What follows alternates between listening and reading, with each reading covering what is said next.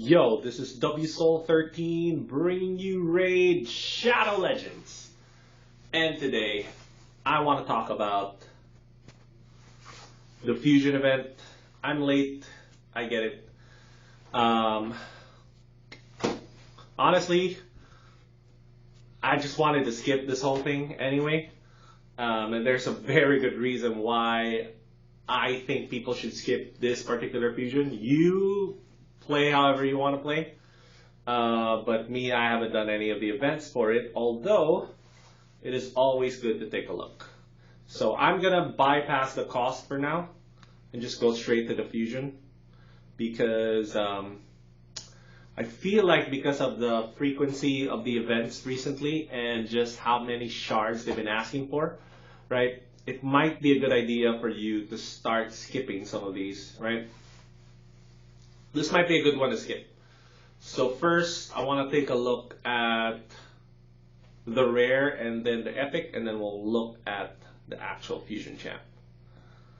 So, what do we got here? Prosecutor. High elf. Does that look like a high elf to you? Looks a little bit dark elvish, but whatever. There's 2-hitter on the A1, 20% chance of decreasing turn meter by 10%. Okay, that's terrible. Attacks all enemies, has a chance of, this is the small decrease speed? 30%? Or is it the big decrease speed? I feel like this is the big decrease speed. 50% chance, unfortunately, doesn't go all the way up to 100% chance, but I think this is the big decrease speed. So that's actually not bad. AoE decrease speed is actually gotten better because of all the other stuff that Raid's been doing.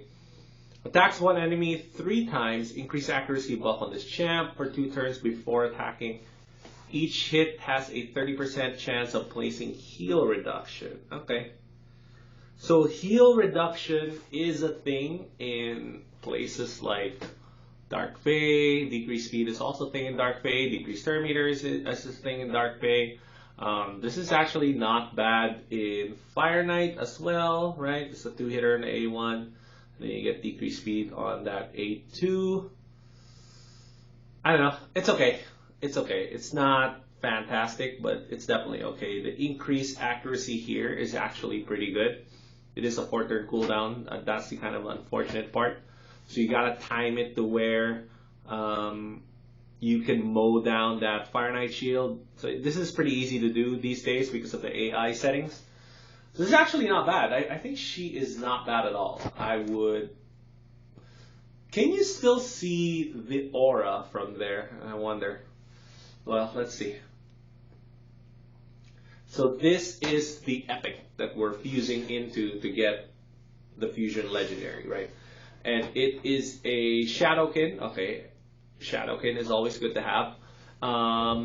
Faction Crypt Aura. Okay, that alone is great. Speed Aura and Faction Crypts. That's actually pretty good. If you're looking for like a filler champ for Faction Wars, automatically you could put her up as a level 40 or 50, load her up with Immortal sets, just jack her HP up as high as you can, and now you have 3 Speed Aura for Faction Crypts. That's actually pretty good. But let's see what she actually does, if she's any good. Attacks one enemy, 30% chance of stealing a random buff. Okay, buff stealing. So buff stealing is one of these things that I've been pretty disappointed in the game with. Like, it doesn't feel as good as just an AoE buff strip, you know? So that's kind of like my stand on it for right now. It's not as great. Attacks all enemies, 75% chance of a 50% decrease attack for 2 turns, books up to 100, 3-turn cooldown. This is for Clan Boss. So this is actually good for Clan Boss. So unfortunately this A1 doesn't bring anything for Clan Boss, but this decreased attack, it's pretty good for Clan Boss. Main issue right now with this is that I think Ultimate Death Knight also brings decreased attack, which is, you know, for earlier Clan Boss plus all the other stuff that Ultimate Death Knight does. So it's kind of like taking away some of the good things that you would want a decreased attack champ to do outside of Ultimate Death Knight, and they're both the same affinity. So it's kind of like a secondary decreased attack maybe. Let's see. Places counterattack buff on a target ally for 2 turns. Place counterattack buff for 3 turns if the ally is from Shadowkin faction. Okay, so more of a faction wars type guy. Fills turn meters of all allies by 15% and 30% crit damage on all allies. Okay. 30% crit rate on all allies from the Shadowkin faction. So definitely a Shadowkin faction war superstar, I think. Increase all turn meter fill effects and heals by 20% when used on allies. And heals, what does that mean?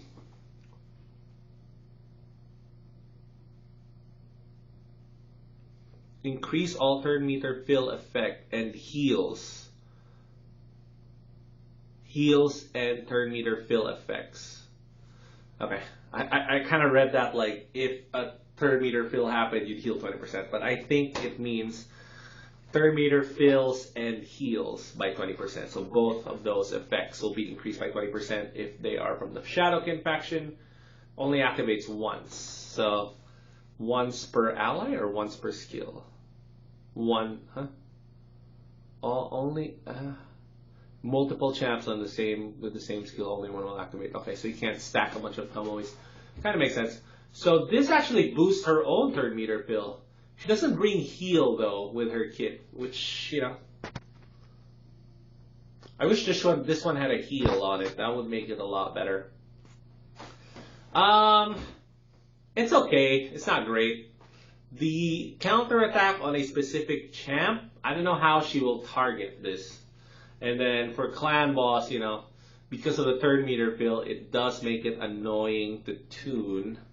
So you might actually turn the skill off for clan boss anyway. It's on a 4-turn cooldown, so you're going to have this on a 4-3 ratio for her. But you get the turn meter fill, so you're going to have to factor that into your speed tune. So it'll get annoying to tune for clan boss. But, you know, increased crit damage is good for clan boss, obviously. Increased crit rate would be great. The problem is it only comes on the Shadowkin faction. So if they would have flipped that, like you get the increased crit rate first, and then the increased crit damage comes in on the Shadowkin guys, I feel like that's better. I feel like that's way better. Anyways, either way, not such a consequential champ, but you can get her for free. So if I were you, if you are skipping the fusion, try to get one Tomoe. Just for faction wars. I mean, it's always good to have, right?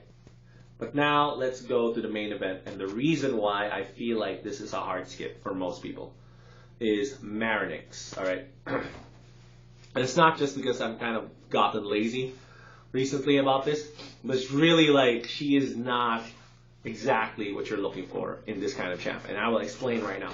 So, this A1 is slated to be like a godlike skill. So it's one of the stronger A1s in the game if Hex is out. And if you get both second hits. So 50% chance of placing up to 2 extra hits if target is under Hex. And the chance to place extra hit is calculated individually per hit. So if you get that magic 4 hits on this, it hits really hard.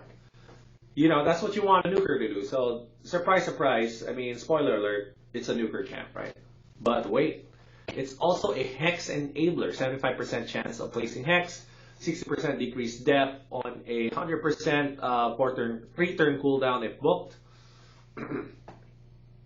So what is the reason why Maranix, even though you do get decreased defense and Hex, so this is a great Hex enabler actually because you get the decreased defense along with it. I feel like the reason why she's not as good compared to somebody like Mithrala, which you will have access to at some point, or even Vildrax or something like that, right? Or like Thea and Ruel combo, you know? I feel like Mithrala is the queen. Like that is the thing you need to do for Hex. If you're running Hex, you gotta have Mithrala on your team. And, you know, since you're playing the game long, like you're playing the game long term, after about, I'd say 6 months into the game, you should be able to start beating, normal Hydro Boss. And sorry. Excuse me. You should be able to beat normal Hydro Boss from there. And by the time you start beating normal Hydro Boss, you're only about 3 to 6 months away. Maybe like 6+ months away. If you do it consistently every week, you should be like 6+ months away from getting the Krala. So like by year 1, you should be able to have the Krala on your team. So what you actually want is a payoff champ, right? So somebody that will cash in on that Hex. Right now, I think Ruel is the #1 Hex champ. Hex payoff champ. So like the Hex nuker, Ruel is probably #1. I don't know. How much better is Maranix than Thea, right? The one you can get from Hard Doom Tower, which you will also eventually get if you play the game long enough, if you play the game year plus. Most people will play the game year plus. Most people that will watch stuff like this will play the game year plus into it, because that's just the timeline of raid. It does take a while to get all your stuff going. So this is where the payoff skill is, right? Attack all enemies, ignore unkillable, and shield if they're under Hex. And then you get an unkillable on Maranix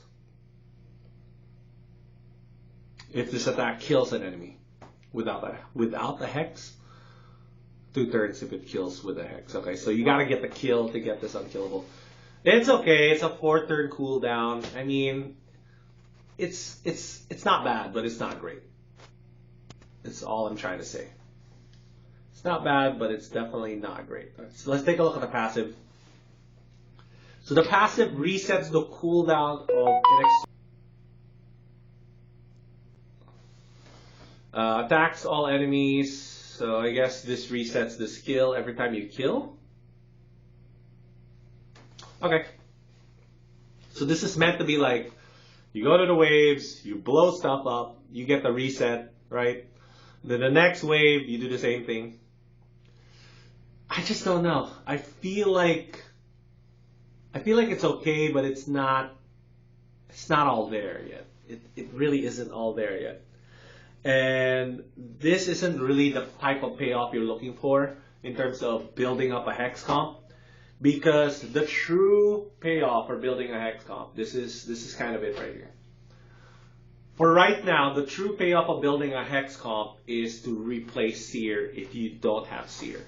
So Seer is one of the harder pulls in the game to get, like a specific Void Epic. It really is a real hard, literally pretty hard to do, compared to something like Unkillable Champ, because there's Man-Eater now, there's the Mytha. So you literally have double the chances of getting an Unkillable Champ versus Seer, right? So Seer is one of the harder pulls in the game to get. If your account doesn't have Seer, that would be a good reason to try to go the Hex Champ route. And Hex can kind of do what Seer does, just not at the same level, so it won't be as fast. But you can definitely blow stuff up with Hex. So she doesn't go all in on that particular set. That's why I feel like you're kind of like missing out on the point of having a Hex champ if they're not able to clear waves in one shot, you know, as consistently as Seer will. And that's just the reality. Like, Seer is just that good. So, you know, let's take a look at the fusion itself. Like, so most likely they will put Tomoe the Summon Rush. So that will allow you to skip some of the events and just go hard for Summon Rush, and you get Tomoe and all the rares you'll need. I guess. How many rares are they putting up there? Summon Rush, 1 rare probably. 1 rare for Summon Rush and 1 rare for Champ Chase, most likely. Yep. So that's it. I mean, really, it's like any other fusion event. But you gotta get the rares. And if you pull a rare or pull Tomoe in the process, well, then that kind of like cuts your events down by a bunch. I feel like it's a pretty standard event. And then we're doing a 10x starting the day. So the 10x, maybe I'll talk about that tomorrow. But that's it. That's basically my take on Maranix. So is this really a fusion guide or more like a reason to skip type breakdown, I feel like this is the time to skip. If you were looking to skip a fusion event, this will be a good one to skip. And if you are looking to get Maranix for trying to build your hex team or whatever, I mean, it's perfectly fine. Hex is only going to get better down the line. So if you're thinking in that way, that Hex will get better down the line, it's guaranteed that Hex will get better down the line. Guaranteed that Hex will get better down the line. Which is why it's great, because we get Metrala, we get Thea. So even if we don't get Ruel, because you missed Ruel was a while ago, I think you're still in good shape, even if you don't get Maranix, because you do have Metrala and Thea in your in the bank. And then Vildrax is an epic. I mean, you'll probably pull one at some point, but like I said, not necessarily the top tier Hex champ you're looking for. So if they would have won up Ruel somehow with Maranix here, I would probably go a lot harder. But since Ruel is so much better, and Maranix is not that much better than Thea, I feel like it's a good time to skip if you're looking to skip. So hopefully that'll help you guys out in your decision making, and then I'll see you all for the 10x analysis.